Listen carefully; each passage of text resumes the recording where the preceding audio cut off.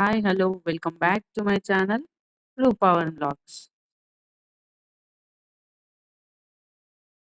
ఎన్నో పోషకాలు కలిగిన రాగి పిండితో ఈరోజు నేను సింపుల్‌గా స్వీట్ రోటి చూపించబోతున్నాను. ఎంతో మృదువుగా, ఎంతో కమ్మగా, నోట్లో వేసుకోగానే కరిగిపోయేలాగా చేసుకున్నాను.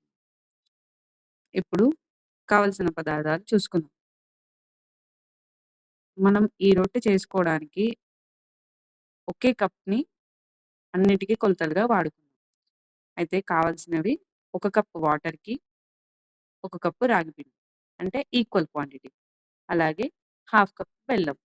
అది మీ స్వీట్‌కి తగ్గట్టు హాఫ్ కప్ కానీ, దానికంటే కొంచెం ఎక్కువ గాని వాడుకోవచ్చు. అయితే ముందుగా స్టవ్ ఆన్ చేసి కడాయి పెట్టుకోవాలి. అది కొంచెం వేడెక్కగానే దాంట్లోకి మనం తీసుకున్న ఒక కప్పు వాటర్‌ని పోసేయాలి.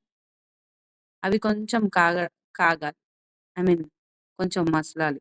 ఒస్ లేదంటే నార్మల్‌గా అయినా ఫస్ట్ బెల్లం వేసేసి, ఆ బెల్లం కరిగేంత వరకు మనం వెయిట్ చేయాలి.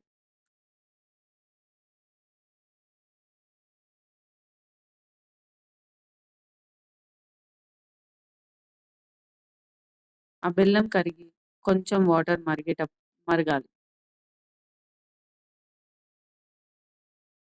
కొంచెం వాటర్ అలా మరగ్గానే,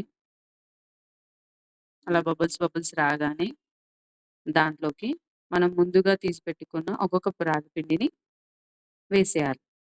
అప్పుడు గుర్తుపెట్టుకోండి, మంట సిమ్‌లో ఉండాలి. ఎందుకంటే మంట హైలో ఉంటే మాడిపోయే ఛాన్సెస్ ఉంటాయి. సో, వెంటనే అది రైస్ ఫ్లోర్‌ని సారీ, రాగి ఫ్లోర్‌ని దాంట్లో ఏసేయాలి. ఏసి మంచిగా కలపాలి.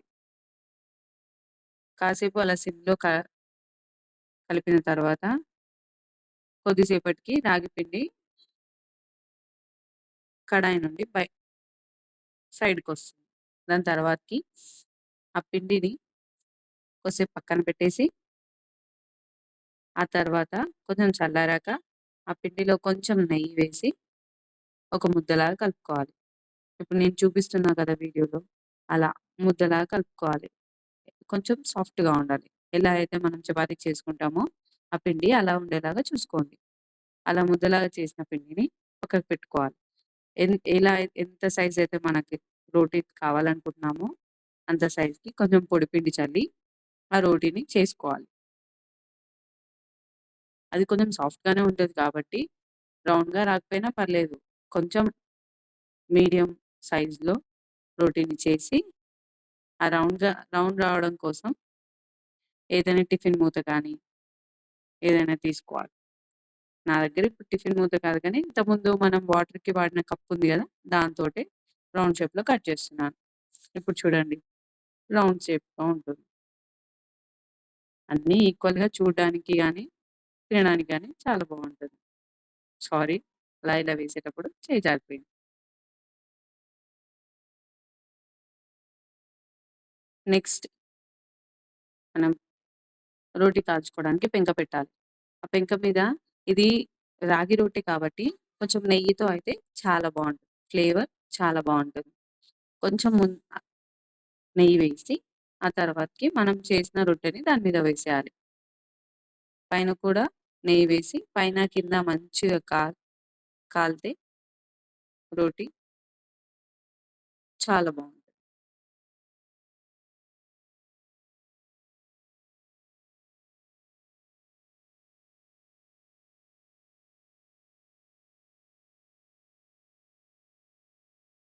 నేను నా చేత్తోని తీస్తున్నానని మీరు కూడా అలా తీసేయకండి. ఎందుకంటే నాకు అలవాటు కాబట్టి అలా.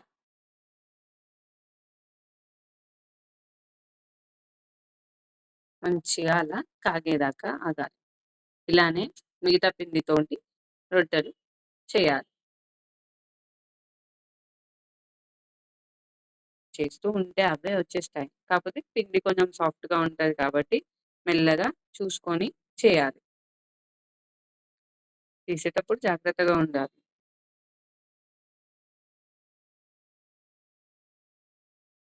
చాలా సున్నితంగా కాల్చాలి. మర్చిపోకండే.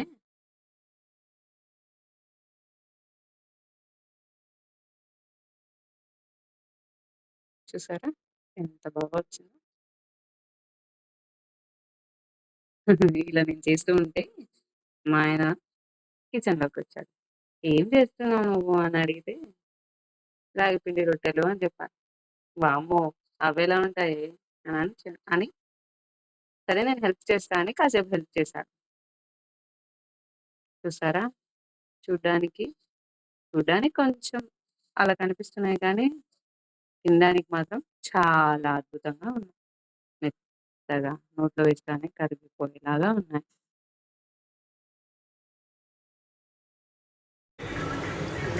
మా బాబుకి చాలా బాగా నచ్చాయి.